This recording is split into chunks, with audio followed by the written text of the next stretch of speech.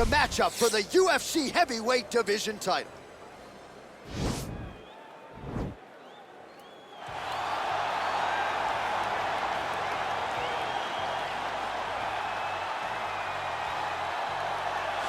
Well, for a long time, he's been mentioned with the baddest men on the planet. For a long time, though, the title fight eluded him. Not anymore. Here he is, the #1 heavyweight contender, finally making this walk and cracking a smile. He's waited a long time for this. He's not expecting a 25-minute war. He believes he has the power and the skills to get this thing done quickly. I guess we'll find out.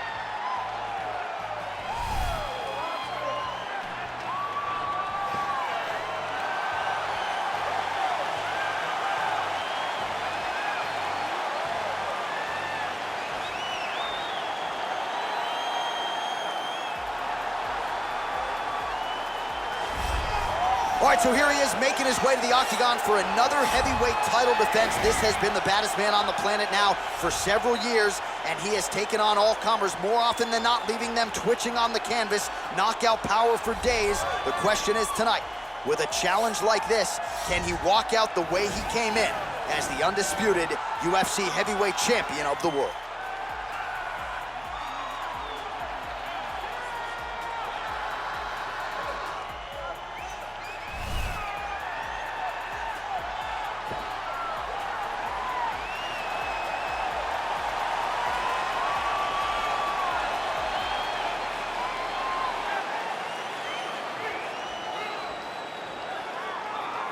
Our tale of the tape for this heavyweight championship fight. More than 5 years apart, with some differences in height, but big differences in reach. Now for the introductions, here's Bruce Buffer. Ladies and gentlemen, this is the main event of the evening. And when the action begins, our referee in charge, Yves Lavigne. And now, this is the moment UFC fans around the world have been waiting for. Live from the sold-out Toyota Center in Houston, Texas.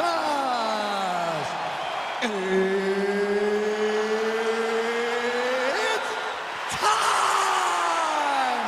5 rounds for the undisputed UFC Heavyweight Championship of the world. Introducing first, fighting out of the blue corner. This man is a wrestler holding a professional record of 5 wins, 3 losses. He stands 6 feet 3 inches tall, weighing in at 265 pounds. Fighting out of Regina, Saskatchewan, Canada, presenting the challenger, Brock Lesnar! And now introducing the champion, fighting out of the red corner.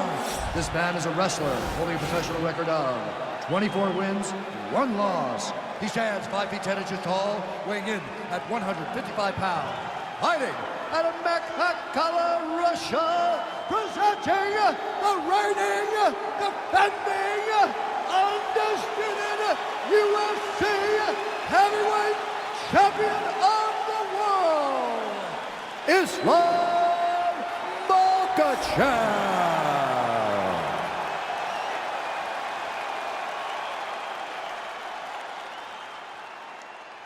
UFC belt on the line, guys. Protect yourself at all time, obey my command at all time.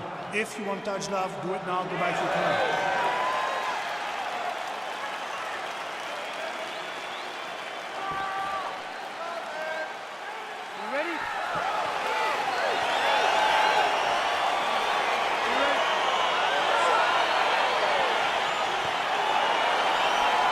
All right, so here we go with round 1, grappler versus grappler. This was probably the wrong week for me to skip combat sambo class, but what are your expectations for this one? I expect these guys to come together, man. I expect them to come together, and we're going to see some fantastic throws, and not only just fantastic throws, but just jockeying for position. He's gonna try to take him down. There you go. Oh, man, the canvas is shaking as he slams him down.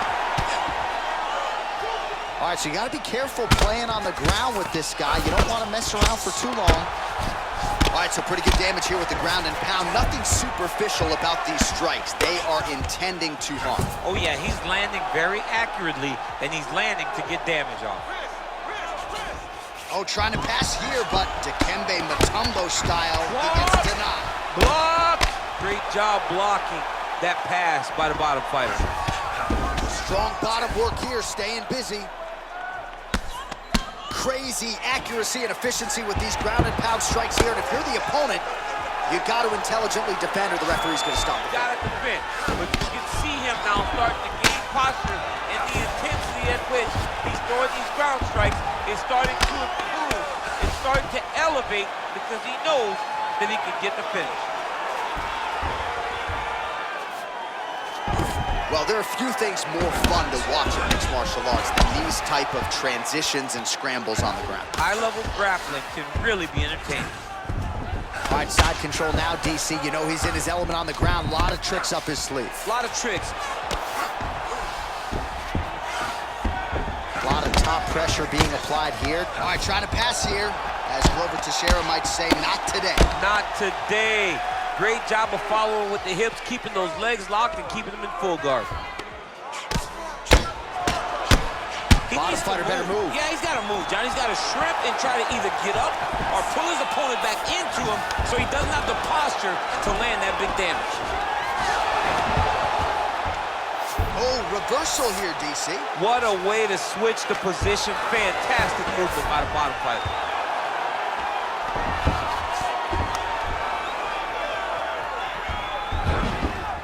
Posturing up now. And now the damage is about to start.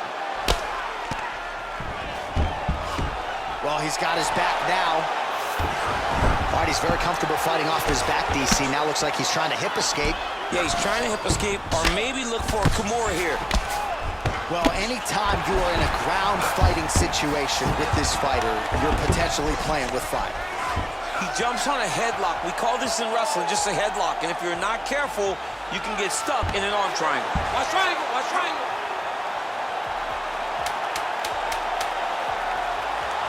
Needs to push the arm to the side. Get his head against the mat. Oh, and there's the horn at the end of the round. So the fighter was really caught in a submission there just as the horn sounded. Safe to say he was saved by the bell there. So back to the stools they go. 60 seconds to recover here. We're going to fight on, ladies and gentlemen. Another round coming up. All right, a lot of high-level striking action in that last round. Daniel, take us through it, if you would. Tit for tat. Who has the best chin? It seemed as though they were looking for that answer. Both guys took risk. What a fantastic round.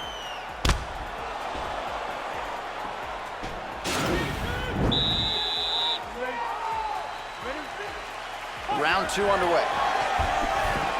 Well, you saw the tail of the tape. He has a reach advantage and made good use of it there with that punch.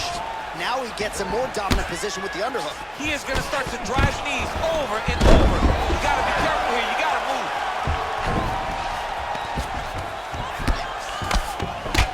Keeping busy here off of his back. Nice offense from the bottom. Now he touches him with the left. All right, half guard position here, DC. You have an extra hop in your step when you talk about fighters working out of this half guard. Oh, man. I like half guard as a top fighter. I understand half guard as a bottom fighter. And now he's attempting to choke. Oh, he's got a choke. He might get a finish here. Oh, he might have got him with a choke.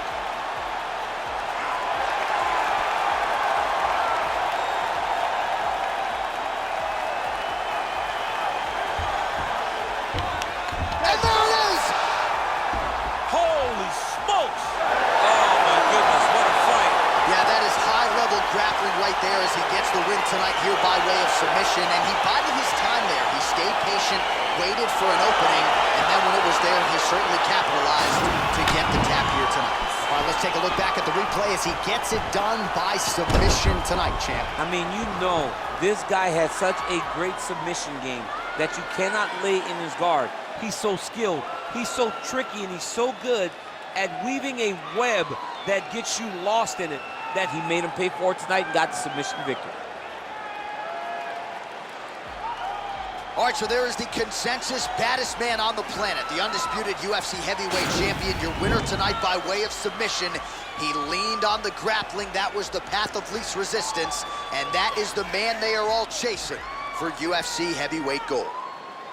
Ladies and gentlemen, referee Yves Levine has called a stop to this contest at 1 minute, 47 seconds of round number 2. Declaring the winner by tap out due to a go-go plata. And still, the undisputed UFC heavyweight champion of the world, Islam Makhachev. And still the baddest man on the planet. I know you haven't retired yet, but I don't necessarily want to see you share the